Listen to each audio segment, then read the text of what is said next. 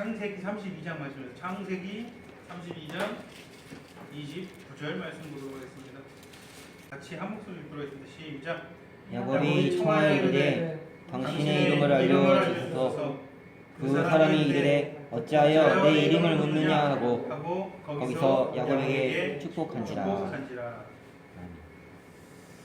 오늘은 야곱의 이야기를 통해서 영광의 복음이 우리에게 알려주는 참된 진리 몇 가지들을 함께 살펴보기를 소원합니다. 우리 야곱 잘 압니다. 아마 성경을 보면은 가장 배기 싫은 인간 한 분 뽑으라 그러면 저는 하나님께 택함 받은 사람 중에서는 야곱을 택할 것 같아요. 그렇죠? 우리의 모습을 가장 현실적이고 가장 직접적으로 보여주는 인물이 저는 대표적인 인물이 야곱이 아닐까 싶습니다. 야곱만큼 더 적나라하게 우리의 모습을 보여주는 인물은 없어요. 물론 많은 인물들이 말씀을 통해서 우리의 모습을 보여줍니다. 다윗도 우리의 모습을 보여주고 아브라함도 우리의 모습을 보여주고 수많은 인물들이 우리의 모습을 현실적으로 보여주지만 그 중에서도 가장 으뜸은 야곱이 아닐까 싶습니다. 야곱의 쌍둥이 형이 누구죠? 일란석 쌍둥이인가요? 이란석 쌍둥이인가요? 이란성. 그건 몰라요. 근데 제가 볼 때는 이란성 같아요. 왜냐면 뭐 외모가 너무 다르잖아요. 그렇죠? 에서는 어떤 사람이었어요? 사냥꾼. 막 털복숭이에 막 들사람이라 그러죠. 막 성격도 즉흥적이고 시원시원하고 그냥 피남 같은 스타일이죠. 야곱은 뭐라고 기록돼 있어요? 조용한 사람이고 집 밖에 잘 안 나갔다 그래요. 그리고 몸도 어떻게 했다 그래요? 털도 없이 그냥 매끈하게 이란성이겠죠. 그러면 그쯤 되면은 우리가 지금으로 봤을 때 일란성이라고 보지 않잖아요. 그죠? 그런 걸 아마 이란성이었을 거예요. 에서와 야곱을 생각할 때 에서가 더 인간적으로 좋은 사람 같아요. 야곱이 더 좋은 사람 같아요, 여러분. 에서가 훨씬 좋은 사람 같아요. 저는 비교도 안 될 정도로. 만약에 야곱과 에서 두 사람이고 어떤 사람이랑 친구할래? 그럼 저는 무조건 에서와 친구할 것 같아요. 에서가 훨씬 더 마음에 들어요. 저는 시원시원하고 사실 그리고 어떻게 보면은 뭐 실수는 하지만 항상 쿨하고 뒤끝없고 그리고 부모 섬길 줄 알고 동생 사랑할 줄 아는 사람이었던 것 같아요. 그렇죠? 그야말로 좀 닮고 싶은 사람 어떻게 보면은 전 그런 나중에 야곱이 그렇게 뒤통수 때리고 그렇게 속이고 그렇게 겉모술수로 모든 것을 다 앗아가고서는 이만큼 재산 가지고 왔을 때도 여러분 혹시 기억나십니까? 에서가 어떻게 하죠 야곱을? 끌어안고 입을 맞추고 그냥 야곱은 어떻게든 자기 좀 우리 형한테 자기가 형이 나를 해칠까봐 겁먹어가지고 그냥 급하게 이렇게 예물들을 가져갔습니다 형님. 필요 없다. 내가 이게 왜 필요하냐? 네가 왔으니 됐다. 그러지 않습니까? 이걸 좀 살펴보겠지만 에서처럼 부르기 쉽지 않아요. 그렇죠. 그런데 우리가 잘 알듯이 하나님의 모든 축복을 누가 다 받았어요? 야곱이 다 받았다라는 거예요. 그렇죠. 참 너무 비호감이고 사실 너무 형편없는 우리 같은 사람들 하나님께서 택하셔가지고 우리보다 괜찮은 사람 너무 많은데 예? 하나님의 모든 축복을 우리에게 다 주셨으니 참 야곱이 우리랑 너무 닮았어요. 그렇죠? 우리가 너무 야곱 같아요. 하나님께서 야곱의 인생을 통해서 나의 모습을 보여주십니다.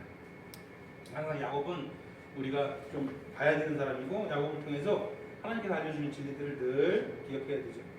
창세기를 우리가 함께 살펴볼 때 너무 편해요. 여러분들이 다른 본문의 말씀보다는 창세기 본문 말씀 너무 잘 아세요. 그렇죠? 왜 그래요? 하도 많이 봤어요. 창세기 읽어보신 분? 창세기 처음부터까지 다 읽어보신 분? 아니 안 읽어보신 분 한 번도? 출애굽기, 레위기, 민수기, 신명기 쭉쭉 가다 보면은 좀 멈추죠. 근데 창세기는 다 읽어봤어요. 그렇죠?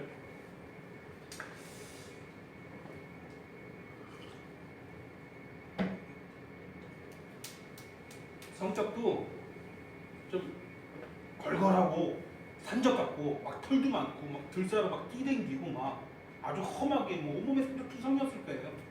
뭐 했던 사람이라고 그러죠? 성경에 보면 예서가 사냥했던 사람이래요. 지금이야 뭐 총 들고 가가지고 했지만 당시 팔레스타인 지역에 있었던 맹수들이 뭐가 있을까요? 지금은 없지만 그때 당시에 사자가 있었어요. 페르시아 사자라고 어마어마한 사자가 있었어요. 사자가 있었고 또 곰도 있고요. 온갖 맹수들이 있어요.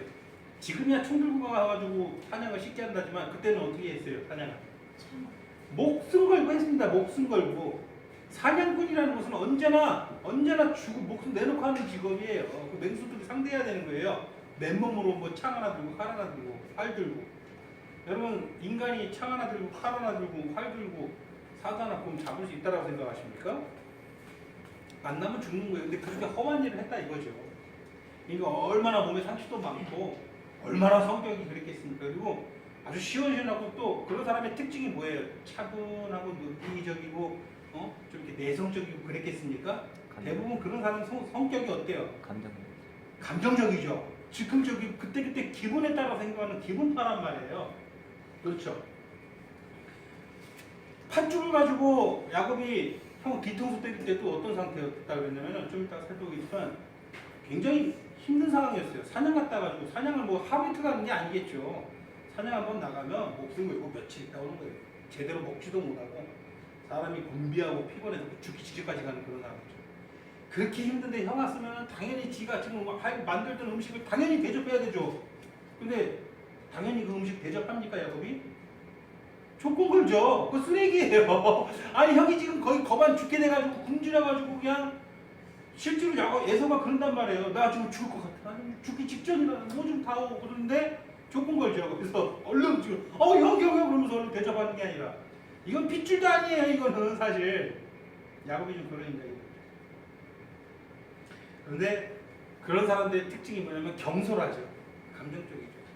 그러니까는 앞뒤 안 보죠. 지금 상황에서 뭐 자기가 기분에 따라서 행동한다는 거죠. 장자의 명분을 나한테 넘기시오. 알아서 장소 가져. 그냥 이래버리는 거죠. 뭐 생각을 안 하는 거죠. 생각이 없죠. 그때 감정적이죠. 야곱이 형이 그런 걸 잘 알았어요. 그걸 교묘하게 이용하는 사람. 저 상태라면 내가 뭘 요구해도 다 필요 없고 이 팥죽 하나면은 우리나라 말은 팥죽이라고 하죠. 그 나라는 팥죽이라는 음식 없어요. 무슨 음식인지 정확히 모르겠는데 그냥 죽이라고 번역을 하죠. 음식이에요. 내가 만드는 음식 이거면은 지금 어떤 것도 다 포기할 사람인데 그 사람 지금 그런 걸 알았다라는 거죠. 이걸 이용하는 거예요.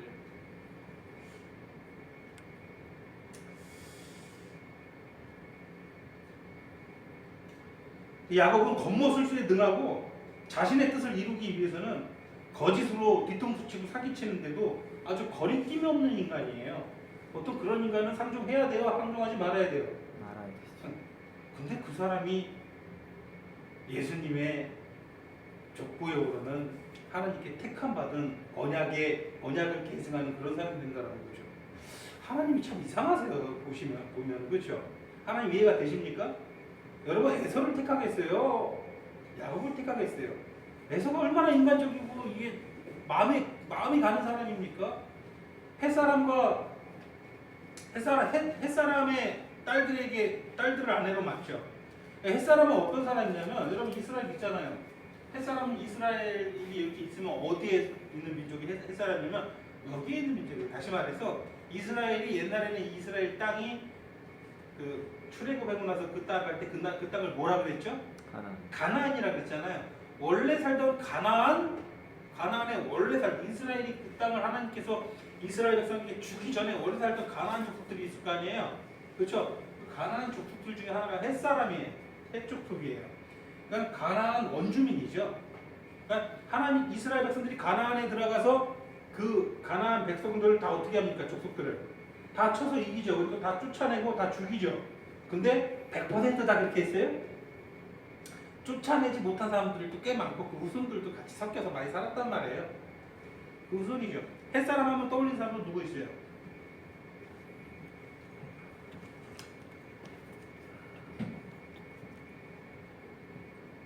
기억나는 사람 없습니까? 햇사람 우리야 누구죠?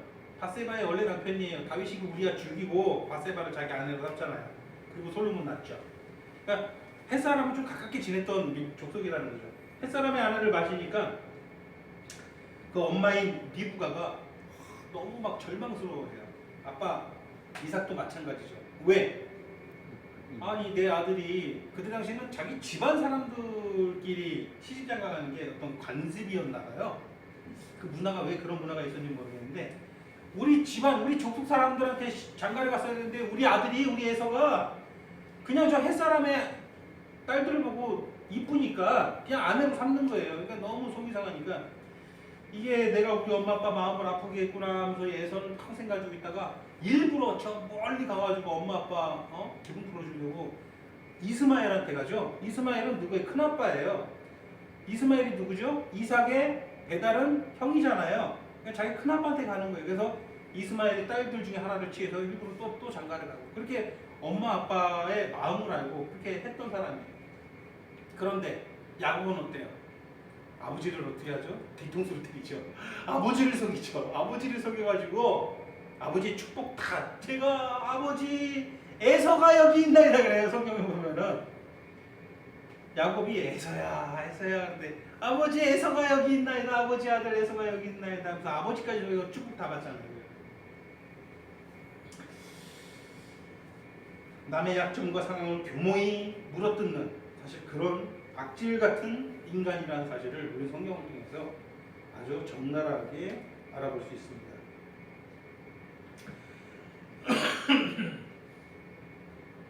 창세기 25장 29절 보면은 뭐라고 돼 있어요? 25장 29절 한번 넘어갈까요?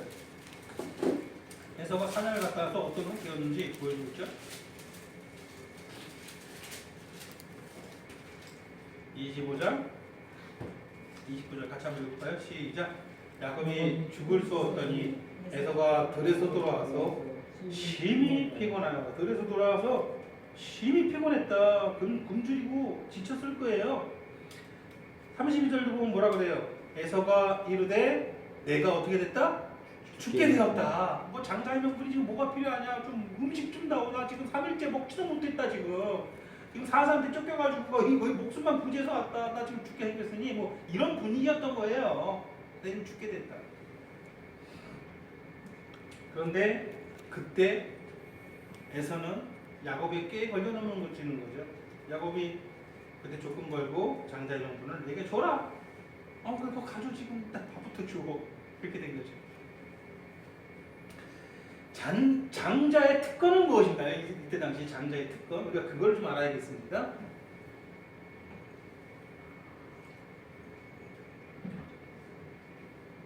나중에 신명기관부를 하나님께서 율법으로 정확히 하시는데 장자는 유산을 갑조를 더 많이 받게 돼 있어요. 아버지의 유산을 장자가 우선권으로 그 몫이 굉장히 더 커요. 우리 야곱을 가만히 보면은요, 돈 욕심, 물질 욕심이 엄청 많은 사람이에요. 장자의 가장 큰 이때 당시 특권 중에 하나는 유산을 많이 물려받는다라는 거예요. 그리고 아버지의 축복을 받는다라는 거예요. 근데 제가 봤을 때는 야곱이 아버지의 축복에 관심이 많았을까요? 유산에 관심이 많았을까요? 유산도 관심 많았고 축복도 관심 많았죠. 이때 당시에 축복은 뭐였어요?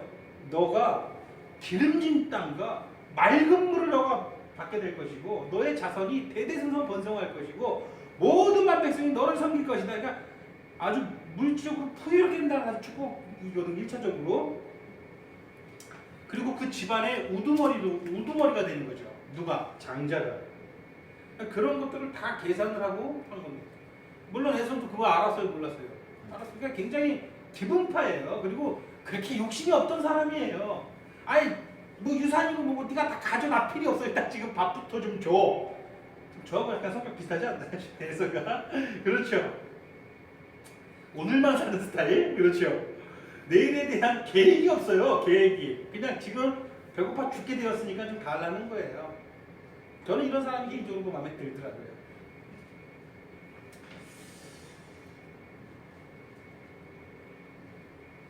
나중에 그가 재산을 엄청나게 갖게 되잖아요. 야곱이 외삼촌 라반의 집에서. 우리가 기억 한번 해봅시다. 어떻게 그렇게 재산을 갖게 됩니까? 사실 그때도 라반 입장에서는 내가 저놈의 조카놈을 걷어가지고 20년간 지금 이렇게 번성하게 해줬더니 내 뒤통수를 때리는구나. 이러기에 충분한 아롱지구 얼룩진 것만 제가 가실게요. 그 별로 없으니까 그래 그러면 되겠니? 아이 그 정도면 돼요. 아유 착하구나 그랬는데 그 물 먹는 구유통에다가 이 나뭇가지 두꺼운 거 다 잘라가지고 그 나뭇가지 나무 껍데기를 딱 중간중간에 막 벗겨놓은 거예요. 그러면 그 얼룩이 막 생길 거 아니에요 나뭇가지에. 그거를 온 상황에다 꽂아놓는 거예요. 가축들이 그거 보라고. 그게 뭐 과학적으로 뭐 입증된 건지는 모르겠는데 어쨌건 하나님께서 축복을 해주신 거죠 야곱을. 그럼에도 불구하고 그렇게 자격이 없고 그렇게 욕심내고 있는데도 그때부터는 계속 아롱지고 얼룩지고 그 나오는 거예요. 모든 짐승들이. 그 라반 입장에서는 환장하는 거죠. 아니 양이 여러분 얼룩진 양이 찾아보기 쉽습니까? 그냥 하얀 게 찾아보기 쉽습니까? 원래부터 계속 하얀 거고 정말 특이하게 도로변 식으로 가끔씩 하나씩 나오는 게 아롱진 건데 아롱진 것만 계속 나오는 거예요. 그 이후로 미치겠는 거죠. 저놈이 무슨 술술을 썼구나 해서 사실 뒤통수 맞은 거죠. 물욕이 엄청나게 많은 사람이었어요 야곱이.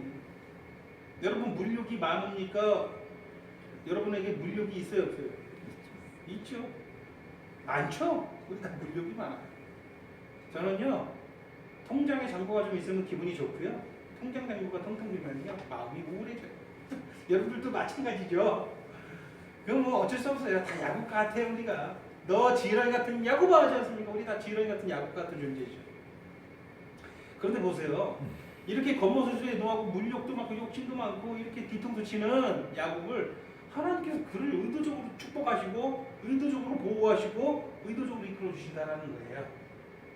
왜 그랬을까요? 우리 모습 보여주려고 했던 거예요. 저 작업 없는 야곱을 내가 이렇게 아끼고 내가 이렇게 축복했는 것처럼 사랑하는 생명수 나의 자녀들아 너희를 그렇게 한다라는 거를 지금도 말씀해 주신 거예요. 믿으십니까? 참 비호감이죠.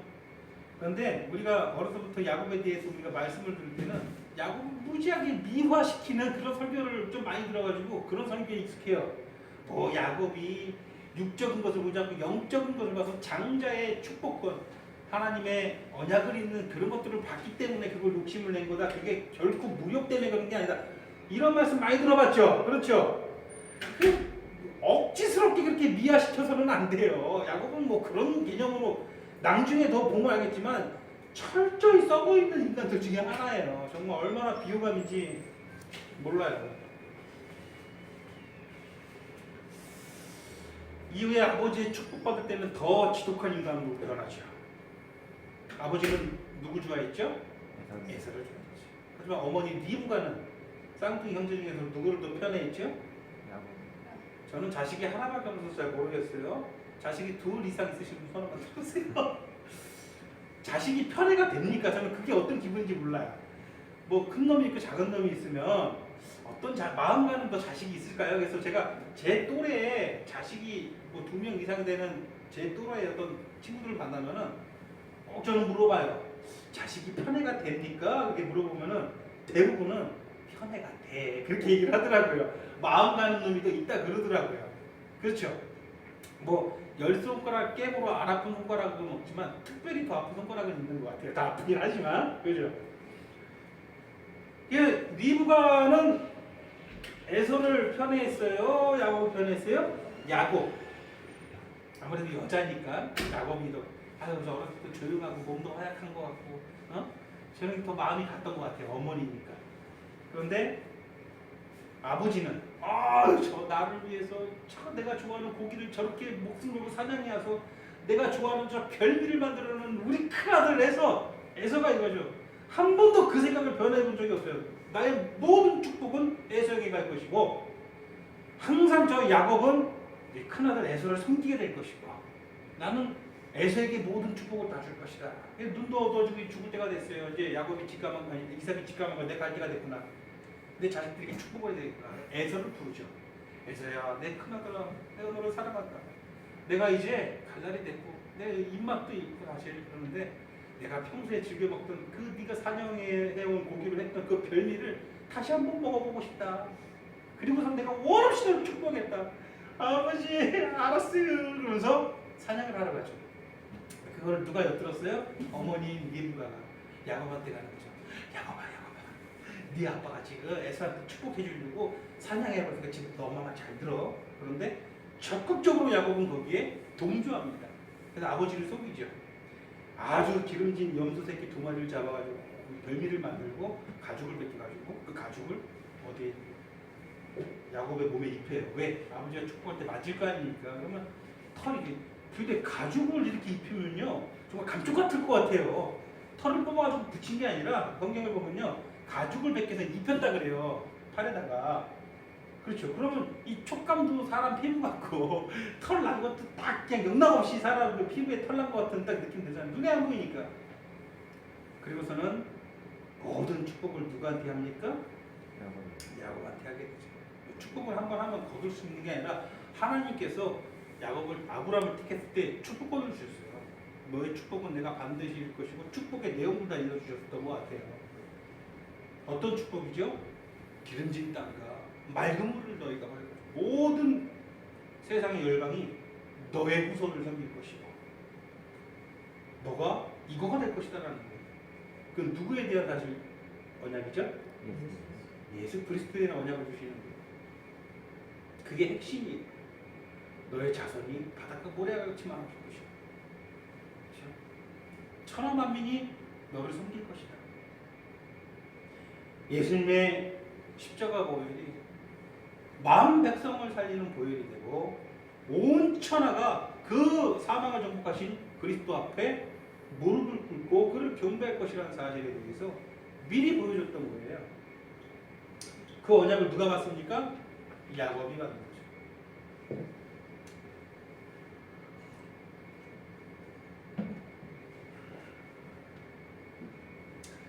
엄마 리브가도 좀 못됐지만 사실 여기 적극적으로 가담 어린애도 아니고 네? 다 큰 성인인데 여기 적극적으로 가담해서 아버지를 적극적으로 속이는 야곱의 모습을 보면요 가관입니다. 제가 볼 때 에서는 이런지 못할 것 같아요. 에서는 성격상 이런지 못했을 것 같아요. 근데 야곱은 그렇게 해요. 여러분 이런 짓 할 수 있어요? 못해요? 우리 배성진 사님 이런 짓 할 수 있어요? 못해요? 못할 것 같아요? 아니에요. 제가 볼 때는 할 수 있어요. 본인은 충분히 하고도 남을 만한 인간이에요. 우리 모두 다 마찬가지예요.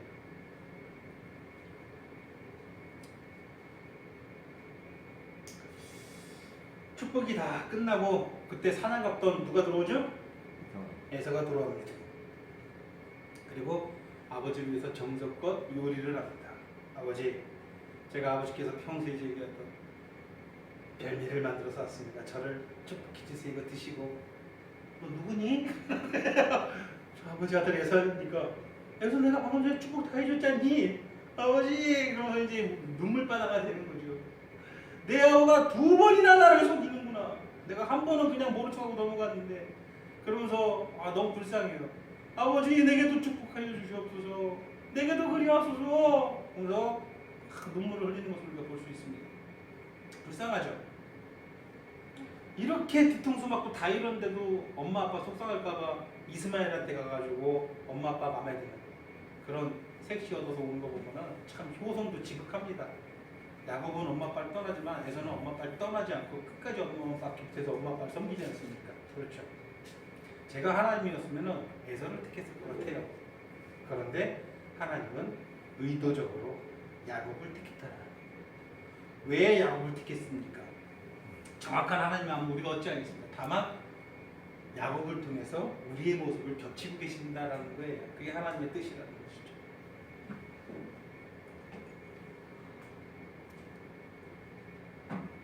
그런데 이제 남은 축복이 없어요.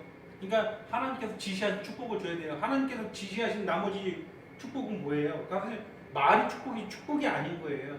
어떤 축복을 줍니까? 냉혹한 현실에 대한 것을 사실 일러주는 거예요. 축복이 될 수가 없죠.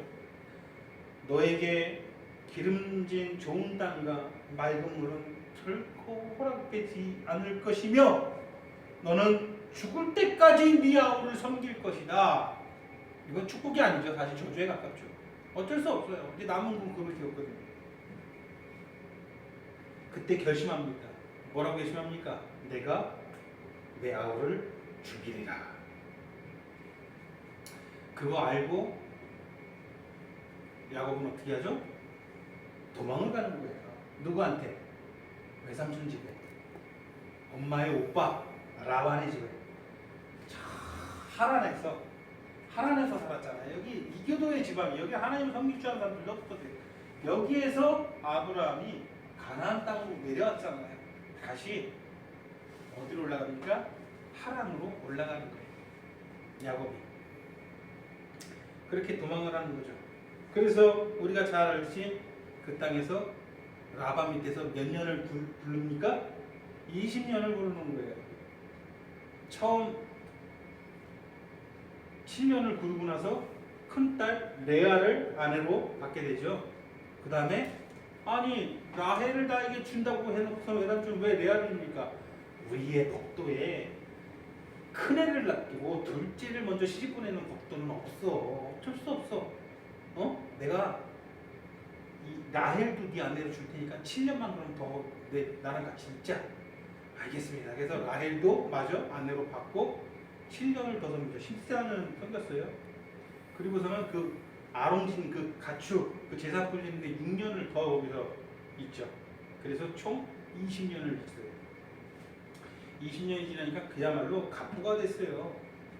소가 50마리. 박수. 그 다음에 양이 200마리. 박수. 낙타가 30마리. 새끼 빼고. 새끼들도 되게 많았어요. 새끼 빼고 30마리. 나귀가 20마리. 새끼 빼고. 새끼도 되게 많았어요. 그 다음에 염소가 220마리. 엄청납니다. 양과 염소는 각각 220마리예요. 그리고 수많은 예물, 수많은 종들, 2명의 아내, 2명의 첩, 11명의 아들, 1명의 딸. 이 완전히 그야말로 거물이 된 거예요. 20년. 그 모두를 데리고 내가 고향집으로 가야 되겠다. 고향으로 가야 되겠다. 그리고선 데리고 나오는 거예요. 그야말로 거물이 되어가지고 모두가 부러워할 만한 모든 것을 다 소유했어요. 걱정 근심이 없는 상태가 됐어요. 그런데 야곱에게 한 가지 걱정이 있습니다. 그게 뭡니까? 에서죠.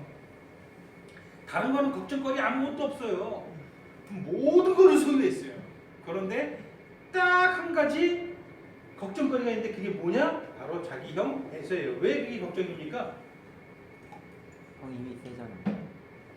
20년이라는 오랜 시간이 지났지만 저 에서는 나를 용서할 수 없다. 나 같아도 용서할 수 없다.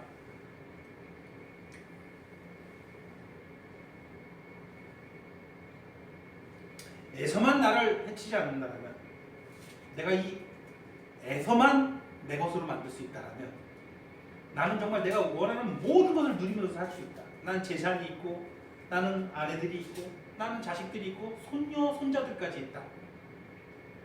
이미 손녀 손자들까지 잔뜩 있던 시기였어요. 지금 그때 머릿속에 온통 누구 생각뿐이에요. 이제 돌아가려고 하니까 온통 에서 생각뿐이에요. 온통 다른 생각은 없어요. 머리가 터질 것만 같습니다. 아무리 시간이 지났어도 분명히 나를 받아들이지 않을 것입니다. 머리를 짜내다가 결국은 자기 종들 중에 몇 명을 사자로 에서 쪽으로 보내. 야, 너 에서를 찾아가가지고 어떻게 지내는지 한번 확인해보고 내 주인 야곱이 형인 에서에게 은혜 받기를 원합니다. 수많은 재물과 예물을 가지고 형한테 이 모든 것을 드리고 은혜 받기를 원합니다라고 한번 전달을 한번 해봐라. 살짝 한번 간 보라는 거죠. 종들을 보냈는데 종들이 가다가 무엇을 알게 돼요? 지금 에서가 야곱이 저 하란에서 온 재물과 가축들과 재산들 다 끌고 가족들 다 끌고 고향으로 온다는 소리를 이미 들었나 봐요. 에서가 그리고 용사 400명을 이끌고 지금 이곳으로 오고 있습니다. 뭐라고? 400명? 다 끝났다. 이거 절체절명이죠. 이 모든 게 다 무슨 소용이냐 지금. 내가 이 수많은 가축들과 수많은 자식들과 이 아내들 수많은 종들을 이끌고 내가 재벌이 되고 갑부가 돼가지고 내려오는데 지금 400명 용사들이 나한테 지금 에서가 오고 있다는 얘기. 에서를 만나보지도 못했어요. 무서워가지고 지금 당신의 주인님의 형님께서 지금 400명 데리고 일로 오고 있습니다.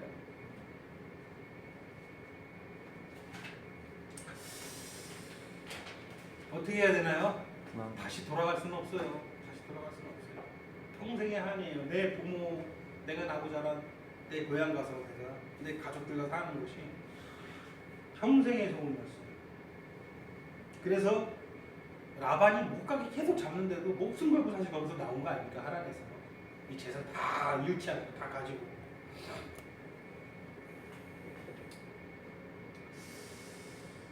이 에서 문제만 해결되면은 모든 게 완벽한데요. 그렇죠? 에서만 해결되면 다 되는데요. 그렇죠? 야곱에게 유일한 문제가 에서입니다. 그런데 그는 지금 400명을 데리고 지금 자기에게 오고 있습니다. 지금까지 야곱의 모습만 봐더라도 우리의 모습이 너무 많이 보이고 있습니다. 거짓되고 미선적이고 유약하면서도 마음에 정욕은 가득합니다. 여기 야곱이 있습니다. 그는 지금 고향으로 돌아가려고 합니다. 그곳에는 형 에서가 있고 지금 그 에서는 400명의 용사를 거느리고 자기에게 달려오고 있습니다. 야곱은 끝까지 잔머리를 한번 굴려봅니다. 야곱의 이 잔머리를 한번 보십시오. 그는 속으로 이렇게 생각합니다. 20년이나 시간이 지나서도 사람은 변하지 않아. 우리 형 에서가 어떤 사람이었지? 그래서 막 잔머리를 굴리는 거예요. 맞아. 우리 형은 새끼를 잘 낳는 통통한 가축들을 너무너무 좋아해. 그리고 나에게는 많은 예물들이 있어.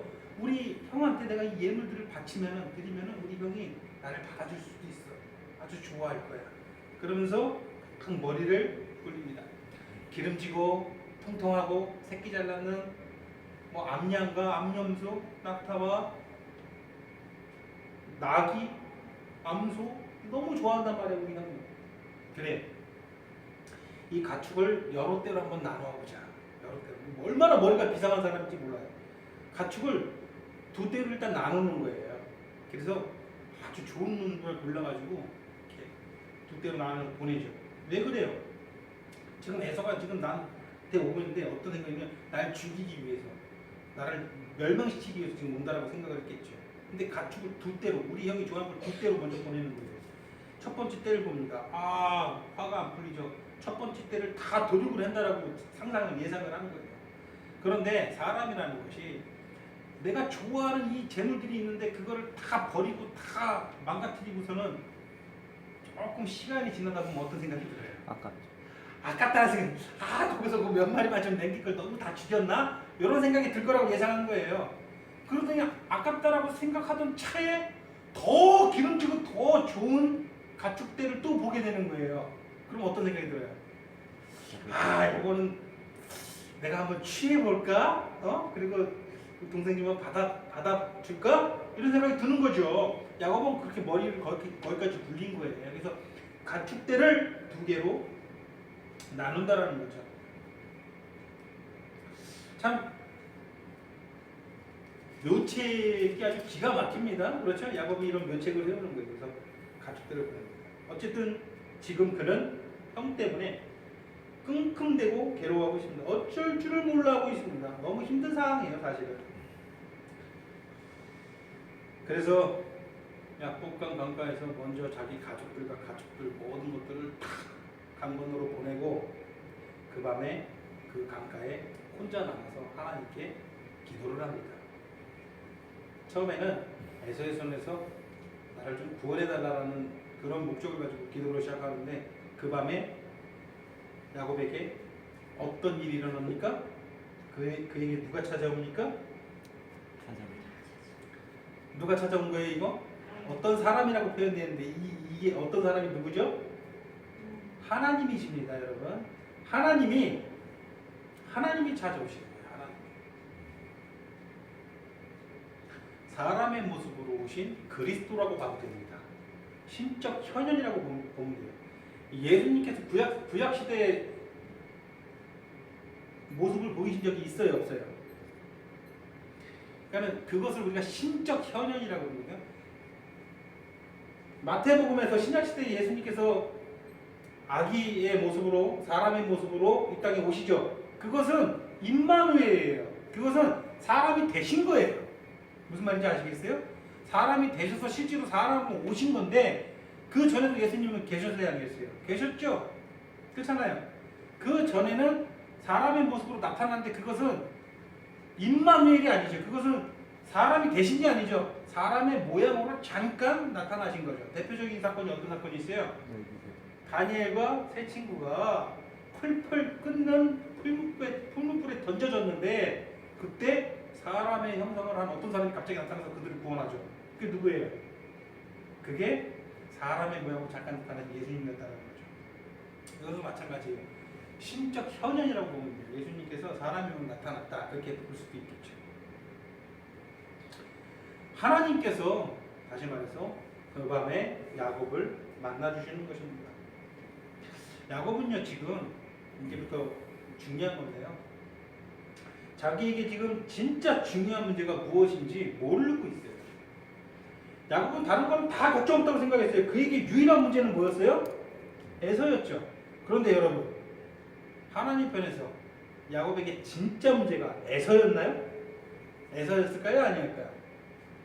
야곱의 진짜 문제는 에서가 아니었다라는 거예요. 지금 야곱은 자신에게 있는 진짜 문제가 무엇인지 모른다라는 거예요. 하나님의 복음은요, 그리스도의 복음은요, 항상 우리에게 먼저 이것을 지적해 줍니다. 우리에게는요, 에서가 있어요. 많은 종류의 에서가 있어요. 그 문제만 해결되면 다 좋을 것 같다라고 생각하는 수많은 문제들이 우리에게 있어요. 거기에 집중해요. 지금 그 생각밖에 없어요. 그런데 하나님 편에서는 야곱아, 너 지금 에서에 지금 완전히 지금 몰입해 있는데 너의 지금 진짜 문제는 네 형 에서가 아니다 라고 말씀해 주시. 이게 복음이 시작하는 거예요. 여러분들에게도 동일하게 이렇게 하셨고 지금도 앞으로도 계속 그렇게 하실 거예요. 여러분들에게 진짜 문제는 에서가 아닙니다. 늘 기억하시기 바랍니다. 야곱은 약복강 강가에 홀로 앉아 있었습니다. 이 땅이 브니엘이라고 하죠. 브니엘. 요단 동편이에요. 브니엘에서 하나님을 만나게 되는 거예요. 어떻게 해야 형 에서의 마음을 누그러뜨릴 수 있을지 생각하고 있습니다. 야곱은 지금 에서만 보입니다. 자신의 근본적인 문제는 전혀 보지 못해요. 오직 누구만 보입니까? 에서만 보입니다. 자신이 뭐가 문제인지, 왜 이렇게 지금 에서를 두려워하게 되는지, 뭐 때문에 20년의 시간을 고향을 떠나서 지냈어야 되는지 전혀 지금 관심이 없어요. 지금 누구만 보이는 거예요? 계속 에서만 보이는 거예요. 어쩌면 우리 인생이 꼭 야곱과 같죠? 내가 돈만 좀 있으면 좋을 텐데, 내가 좀 재물이 좀 있었으면 다른 문제, 내가 다 모든 게 다 좋은데, 모든 게 다 좋은데, 내가 좀 돈만 좀 있으면 좋을 텐데, 내가 사랑하는 처자식만 좀 있었으면 좋겠는데, 내가 좀 뭐만 좀 있었으면 좋겠는데, 돈만 좀 있으면 좋겠다고 생각하는 사람은 돈이 그 사람에게는 애서인 거예요. 온통 그 생각뿐인 거죠. 어떤 사람에게는 자녀 교육에 애서인 사람이 있어요. 내 자녀가 공부를 잘해가지고 내가 모든 걸 서포트하니까 정말 내가 원하는 변호사 판사가 됐으면 좋겠는데 막 거기에 미쳐있는 사람도 있어요. 가끔 가다가 비정상적으로. 그런 사람에게는 애서가 누구예요? 자녀 교육에 애서예요. 어떤 사람에게는 건강이 문제예요. 건강하기만 하면 모든 게 다 돈도 있고 다 좋은데 건강하지 못해. 그럼 그 건강이 누가 되는 거예요? 건강에 애서예요. 그 생각만 하는 거예요. 지금 건강만 내가 좀 좋아지면 다 좋을 텐데. 모든 게 완벽한데 인생이 나가릴 텐데 아니다라는 거예요. 복음이 하는 거는. 야곱아, 너의 문제는 에서가 아니다. 어떤 사람이 인간관계가 문제입니다. 저 사람 문제만 해결되면, 저 사람만 주변에서 사라지면, 나를 괴롭히는 저 사람만 없으면 내가 모든 게 둥글둥글하게 다 좋을 텐데.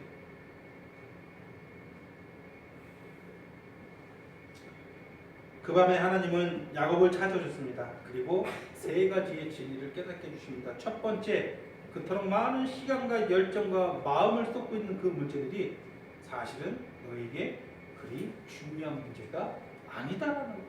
첫 번째 진리라. 두 번째는 무엇입니까? 야곱의 진짜 문제를 알려줍니다. 사랑하는 아들아, 너의 진짜 문제는 에서가 아니라 이것이다. 그것을 알려주는 거죠. 세 번째는 진정으로 귀중한 참된 축복을 야곱에게 해주시는 거예요. 첫 번째 뭐라 그랬죠? 너가 가지고 있는 그것은 진짜 중요한 문제가 아니다. 너의 진짜 중요한 문제는 바로 이것이다. 두 번째고, 세 번째는 그를 축복하는 거예요. 언제나 우리를 찾아오시는 하나님이, 언제나 복음이 우리에게 알려주는 진리가 바로 이것입니다. 같은 맥락이에요. 항상. 사랑하는 성진아, 너가 지금 두려워하고 있는 것은 너에게 진짜 문제가 아니다. 너의 진짜 문제는 이것이다. 그리고 축복해 주시는 거죠. 언제나 이렇게 행하시는 하나님을 의지하고 신뢰하고 의심치 않고 그분만을 바라보고 승리하는 여러분들 되기를 소원합니다. 그 밤에 야곱에게 알려주신 거예요. 야곱아, 너가 20년 전에 홀단신으로 에서를 피해가지고 외삼촌네 집에 갔대.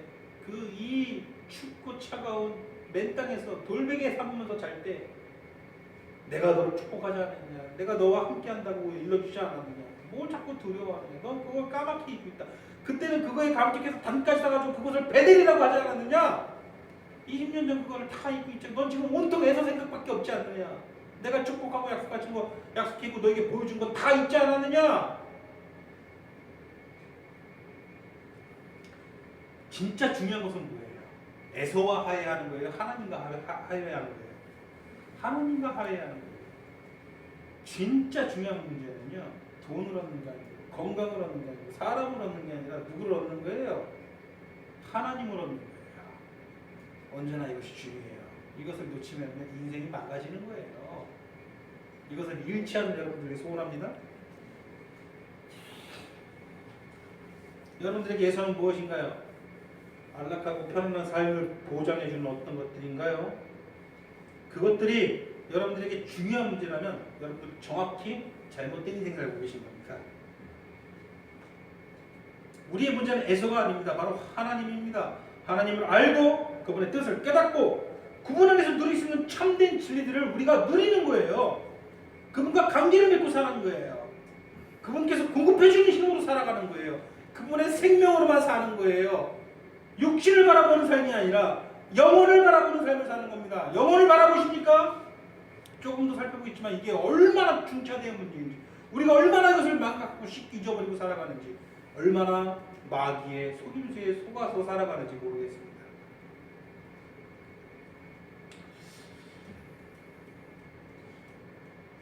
우리는 이놈의 에서를 떨쳐내지를 못하고 있습니다. 머리로는 나에게는 하나님만 있으면 되는데, 저 에서와 화해하고 에서와 융합하고 그와 하나 되는 것이 사실상 늘 더 중요하다고 생각하느냐, 떨쳐내지를 못하는 거예요. 나는 돈이 좀 있어야 되고, 나는 좀 건강해야 되겠고, 나는 자녀들과 나는 가족들의 축복을 좀 누려야 되겠고, 평강과 나는 화평과 행복을 좀 누려야 되겠고, 이것저것을 좀 가져야 되겠고,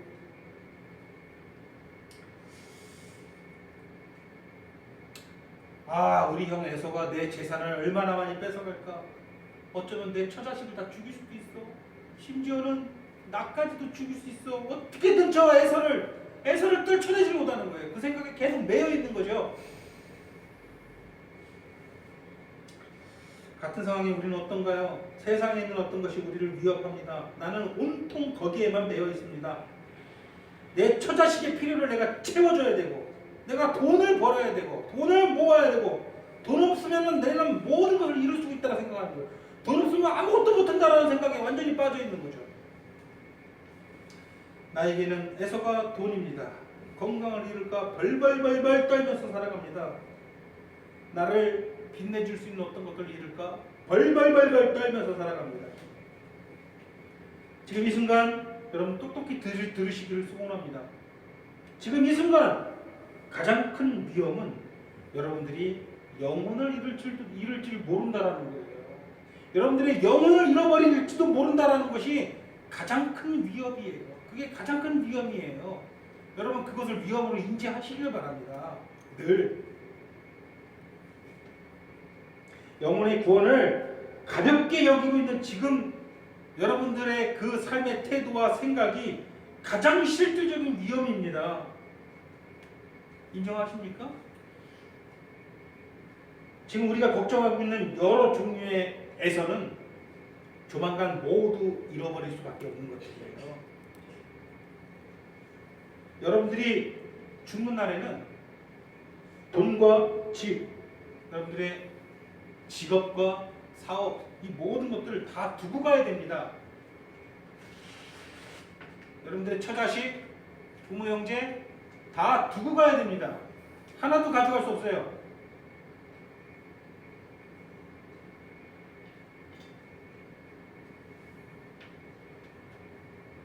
우리 모두는 죽음을 기다리고 침상에 누워있는 날이 아무것도 못하고 그냥 침상에 누워가지고 죽음만 기다릴 수밖에 없는 순간이 찾아올 거라는 거야. 반드시 찾아오게 되어 있습니다. 나에게는 안 찾아온다. 확신할 수 있습니까? 아무도 없어요. 한 가지 유일한 방법이 있죠. 여러분들이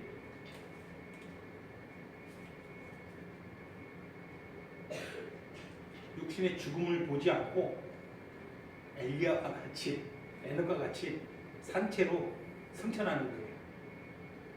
아니면 여러분들이 육신의 죽음을 보지 않고 우리 주님 다시 오는 것을 영광중으로 보는 거죠. 그 외에는 반드시 여러분들은 죽음을 기다리고 침상에 누워있는 순간이 찾아올 거예요. 맞습니까? 그때 우리는 아무것도 가져갈 수 없습니다.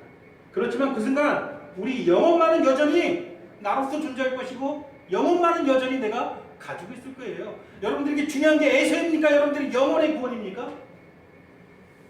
지금 이 순간, 어제, 지난주, 그리고 앞으로 남은 시간들 여러분 계속 에서 바라보고 계실 겁니까? 아니면 영혼을 바라보실 겁니까? 여전히 돈, 이 세상에 있는 가치들, 이 세상에 있는 것들, 내가 필요로 하는 것들 그것만 바라보고 벌벌벌 떨면서 살아갑니까? 영혼을 바라보셔야 됩니다. 그게 제일 중요한 것이에요, 여러분. 사랑하는 성도 여러분, 여러분들에게 가장 큰 위험이 이제 좀 아시겠습니까? 바로 영혼을 잃어버리는 것입니다. 영혼을 잃어버려서는 안 돼요. 그걸 늘 걱정해야 돼요. 그러기 위해서는 늘 어떻게 해야 돼요? 하나님을 붙잡아야 돼요. 매달려야 돼요. 어떤 심정으로 매달려야 돼요? 목숨 걸고 매달리는 거예요. 목숨 걸고. 목숨 걸고 에서의 선악에서 나를 구해주세요. 저 에서를 내가 취하게 해주세요. 라고 얘기하는 게 아니라 목숨 걸고 하나님 내게서 떠나지 말아 주시옵소서. 내 영혼을 구원하여 주시옵소서.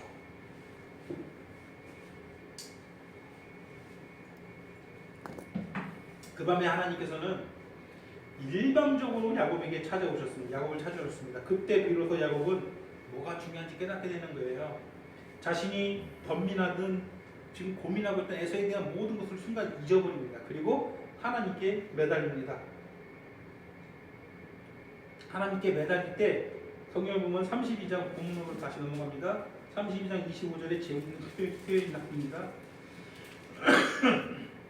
32장 25절 보면 뭐라고 표현되어 있습니까? 자기가 야곱을 이기지 못함을 보고, 무슨 말이에요? 하나님께서 자신이 야곱을 이길 수 없다라고 판단하신 거예요. 아, 이게 참 말도 안 되는 소리예요, 여러분. 하나님께서 저 하나 눈구렁이 같은 인간, 저 야곱을 하나 못 이긴다라는 게 여러분 말이 됩니까? 그 무슨 소리 같아요? 우리 장로님. 하나님께서 자기가 야곱을 이기지 못함을 알았다라고 지금 표현되어 있거든요. 이게 무슨 의미 같아요? 나는 끝까지 매달리고 그렇다고 하나님이 야곱을 못 이겨요? 왜 이렇게 표현할까요? 야곱을 못 떨쳐내시. 예? 야곱을 떨쳐내지 못하시는 거예요. 맞아요. 이거 하나님의 사랑을 우리가 떠나서는 이 구절을 이해할 수가 없어요. 아, 얘가 참 어디 갔지? 예배 안 드리고 자, 얘가 말 안 듣고 미운 짓 할 때가 있을까요, 없을까요? 있어요. 그래서 마음 먹고 혼내려고 그러면 어떻게 표정해요? 일단 밑에 입술이 쭉 나와요. 이렇게 나와요. 나가지고 막 이래요. 그럼 그 표정을 딱 보면은요, 아유, 내가 너를 어떻게 이기겠냐 이런 생각이 드는 거예요. 하나님 말 지금 하나님 마음이 딱 이래요. 아이고 이놈아, 내가 너를 어떻게 이기겠냐. 너무 사랑하니까 그런 마음이 드는 거예요. 야곱이 하나님을 막 지금 매달리고 있어요. 야, 나 가야 되겠어. 나 주님을 가게 하지 않겠습니다.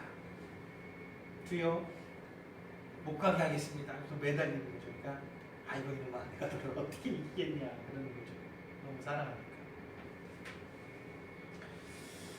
그래서 오늘 성경을 보면은요, 읽은 본문을 보는데 하나님께서 그래서 야곱을 쳤다 그래요. 쳤다 그래서 25절, 32장 25절 보면은 허벅지 관절이라고 지금 표현되어 있어요. 옛날에는 뭐라고 표현되어 있어요? 옛날 성경에는 환도뼈를 쳤다라고 되어 있어요. 이 히브리어로 야레크. 이게 무슨 의미인지 아세요, 여러분? 야레크라는 단어가 환도뼈도 아니고 허벅지뼈는 더더욱 아니에요. 야레크라는 것은 남성의 생식기관을 의미하는 거예요. 생식기관의 힘줄을 끊었다라고 보면 돼요. 그래서 32절에 보면 좀 제법 그게 좀 그나마 좀 비슷하게 32절 한번 볼까요? 그 사람이 야곱의 허벅지 관절에 있는 둥부의 힘줄을 쳤으므로 이렇게 돼 있죠. 이게 그나마 가까운 해석이에요. 생식기관. 그리고 두 가지 의미가, 야레크는 두 가지 의미가 있는 단어예요. 하나는 남성의 생식기관을 뜻하는 단어고요. 또 하나는 자손, 후손을 가르칠 때 쓰던 단어거든요. 그러니까 다시 말해서 하나님께서 생식기관의 힘줄을 쳤다라고 봐도 되고, 하나님께서 야곱의 자손을 쳤다라고 봐도 됩니다. 그럼 두 가지 해석이 다 맞죠. 그 중에서 특별히 우리가 관심이 가져야 되는 해석은 어떤 해석이에요? 하나님께서 야렉, 그의 후손을 쳤다. 야곱의 후손은 누구죠? 그 밤에 하나님께서는요, 야곱에게 언약하고 그를 축복하거든요. 그에게 언약을 주시고 축복하는 근거는 뭐예요? 그의 야레크를 쳤기 때문이에요. 그의 후손을 쳤기 때문이에요. 그의 후손은 누구죠? 야곱의 후손은 누구예요? 이게 구속사적인 성경의 올바른 해석법이에요. 야곱의 후손은 누구죠? 주 예수 그리스도예요. 예수 그리스도를 치심으로 그를 축복하고 그를 받아주는 모습을 볼 수 있어요. 마찬가지죠. 야곱 같은 우리를 어떻게 하나님께서 받아주십니까? 어떻게 우리를 축복하십니까? 우리의 야레크를 침으로, 다시 말해서 주 예수 그리스도를 치심으로 우리를 축복해 주시고 우리에게 언약을 주셨다는 거예요. 맞습니까?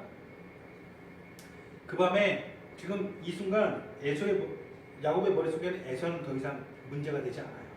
어떻게든 이분 내가 하나님을 뵙고 내가 이분에게서 축복을 받아야 되겠다. 내가 어떻게든 이분이 나를 떠나게 해서는 안 되겠다. 씨름했다라고 표현되어 있는 것이죠. 그래서 야곱은 그분이 하나님이라는 사실을 너무 잘 인지하고 있었어요. 30절 보면요. 그러므로 32장 30절 보면 그러므로 야곱이 그곳의 이름을 브니엘이라고 하였으니 그가 이르기를 내가 누구와 대면했다? 하나님과 대면했는데 내 생명이 보존됐다. 인지하고 싶다는 거예요. 내가 하나님과 대면했는데 내 생명이 보존되었고 그분에게 축복을 받는다. 이것은 브니엘이다. 이렇게 하는 거죠.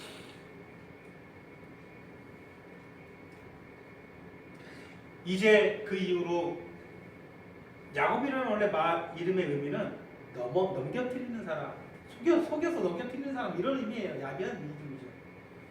넘겨뜨리는 자 이런 의미거든요. 그런데 이제부터 너를 누구라고 부르겠다? 이스라엘이라고 부르겠다. 이스라엘은 어떤 의미예요?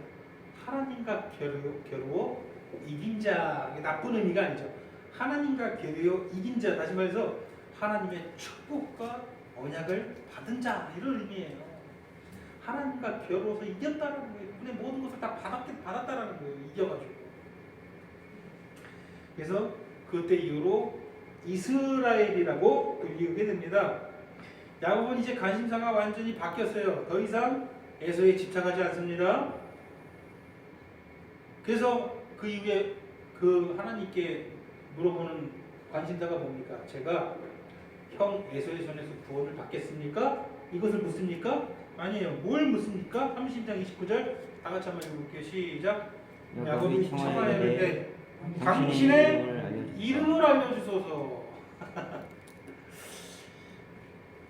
지금 궁금한 건 온통 그거예요. 무슨 말이에요? 이름을 알려주소서. 이게 무슨 말이에요? 한 가지 지금 소문만이 불타오르는 거예요. 하나님을 더 깊이 알기를 원합니다. 예전에 이 뒤에 한참 뒤죠. 한참 뒤에 사사시대가 되면은 삼손의 아버지인 마노아도 이런 질문을 하였어요. 당신의 이름을 알려주세요. 다시 해서 하나님을 더 깊이 알고 싶습니다. 이런 의미로 그 질문을 하게 된 거죠. 그의 관심사는 에서의 손에서 구원받는 게 아니라 지금 하나님을 더 깊이 알기를 원합니다. 이런 소원으로 바뀌는 거예요.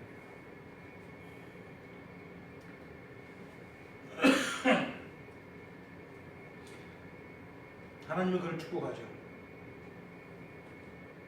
물론 한 번에 모든 것이 변하지는 않아요. 야곱에겐 실제로 4명의 아내가 있죠. 누가 있습니까? 첫 번째 아내 레아, 그 다음에 라헬, 그 다음에 레아의 몸종 실바, 그 다음에 라헬의 몸종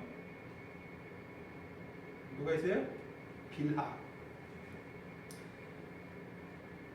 빌하가 라헬의 몸종이고 실바가 레아의 몸종이죠. 4명의 아내가 있어요. 라헬의 몸종 빌하의 소생으로 단과 납달리가 나오고요. 레아의 몸종 실바의 소생으로 갓과 아셀이 나옵니다. 그리고 자기의 첫 번째 부인 레아에게서 중요한 인물들 많이 나오죠. 루벤, 시므온, 레위, 유다, 그리고 이사갈, 스불론 6명의 아들 나옵니다. 우리가 아는 중요한 지파들 여기 다 들어가 있어요. 레위 지파, 유다 지파 다 여기 있죠. 마지막 라헬의 소생으로 누가 나오죠? 요셉이 나옵니다. 그러면 지금까지 했던 것처럼 하나, 7, 8, 9, 10, 11, 11명이에요. 11명인데 이 중에서 단지파가 12지파에서 제외되거든요. 너무 범죄를 우상숭배를 심하게 해가지고 단지파에서는 삼손이 나오는데 다윗 시대에 가면 단지파가 12지파에서 제외당해요. 그럼 10명의 아들 남죠. 근데 이스라엘 왜 12지파가 될까요? 이거 상식이니까 잘 머릿속에 박아두세요. 네? 요셉의 두 아들. 그러니까 10명의 아들이 있는데 이제 10명의 아들에서 요셉 빠져요. 그럼 9명이에요. 근데 요셉 빠지고 요셉의 두 아들 므낫세, 에브라임 11명이에요. 그럼 한 명 또 있어야 돼요. 뒤늦게 태어날 누구? 베냐민 해가지고 12지파가 되는 거예요. 그러니까 단지파는 빠지는 거예요. 삼손지파, 단지파는 빠져요. 자, 어쨌든 이렇게 되죠. 그래서 야곱은 그날 밤에 이제 하나님께서 야곱을 찾아주셨는데, 자, 마찬가지예요. 말씀 마무리합니다. 하나님께서 여러분들 찾아와 계십니까? 안 찾아와 여러분들과 멀리 떨어져 계세요? 하나님께서 찾아와 계세요. 우리에게 늘 찾아와 계세요. 그 밤에 야곱을 찾아와 계신 것처럼 하나님께서 우리 곁에 계세요. 지금 여러분들 곁에 계십니까? 지난밤에도 곁에 계셨고 지금도 함께 계시고 앞으로도 곁에 계실 겁니까? 그래, 맞아요. 그럼 여러분들이 할 것은 뭐예요? 이제 야곱은 한 게 없어요. 야곱이 하나님께 찾아간 게 하나님께 찾아오셨잖아요. 야곱이 하나님을 알아봤어요. 여러분 하나님을 알아보십니까? 그럼 여러분들이 해야 되는 건 뭐예요? 이제 야곱이 뭘 했어요? 이날 밤에 매달렸어요. 가게 하지 않겠습니다. 가게 하지 않겠습니다. 하나님, 에서에게서 나를 보내시고 내 재산을 지켜주고 내 처자식을 보호해주세요라고 빌었습니까? 아니에요. 가게하지 않겠습니다. 내 곁에 계세요. 가게하지 않겠습니다. 여러분들도 이제 매달려야 돼요. 목숨 걸고 매달려요. 환도뼈를 쳤어요. 하나님께서는요, 놔라! 못 놓겠어요. 그러니까는 결국은 어떻게 했어요? 야레크. 그 야레크를 쳤다라는 거예요. 그의 생식기 힘줄까지 쳤단 말이에요. 그건 거의 목숨을 줄 수 있는 상황이에요. 그렇게 치셨는데도 끝까지 매달려요. 끝까지. 여러분들 그렇게 하시기 바랍니다. 하나님께서 그렇게 여러분들 치시지 않겠지만 그거와 유사한 여러 가지 고난들이 닥쳐올지라도 끝까지 어떻게 해야 된다는 거예요. 하나님 매달. 지금 이제 에서는 잊어버리라는 거예요. 여러분, 에서가 여러분들에게 중요합니까? 난 여전히 에서가 여전히 나한테 중요하다고 손 한번 들어보세요. 에서가 중요한 게 아니에요. 여러분들이 영원히 중요합니다. 그러기 위해서는 누구를 영혼을 위해서 어떻게 해라? 여러분들에게 찾아와 계시는 누구를 매달려라? 하나님께 매달려라. 그리고 하나님께 참된 축복, 그리스도를 통한 복음의 축복을 나에게 주시옵소서라고 이야기해야 되고, 그 다음에 유일한 마지막 그분께 붙잡은 마지막 소원은 뭐였죠? 당신의 이름을 알려주소서. 다시 말해서 하나님을 더 깊이 알기를 원합니다. 다른 소원은 없습니다. 그렇게 소원하는 저와 여러분들에게 소원합니다. 그러면 하나님께서 야곱에게 이 밤에 주신 모든 축복을 우리가 온전히 다 누릴 것을 확신합니다. 더 이상 에서에 연연하지 마세요. 아무것도 여러분들에게 줄 수 없다는 사실을 기억하길 바랍니다. 그렇게 하시겠습니까? 마음 가운데 여러분의 이름이 아니라 여러분들 안에 계시는 주 예수 그리스도의 이름을 걸고 하나님께 정말 소원하시길 바랍니다.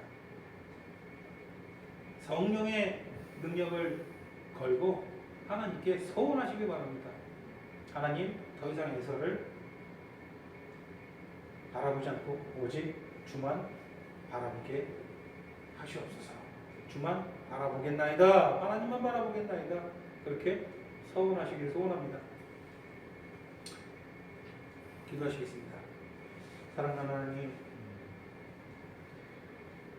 나를 괴롭게 하고 나를 지치게 하고 나로 벌벌벌 떨게 하는 에서가 우리 삶 가운데는 삶의 여러 도처에서 도사리고 있어서 우리를 괴롭게 합니다. 저 에서가 나를 죽일 것만 같고, 저 에서를 통해서 내가 모든 것을 잃을 것만 같고, 내가 가지고 있는 모든 것들이 나에게서 사라질까 두렵습니다.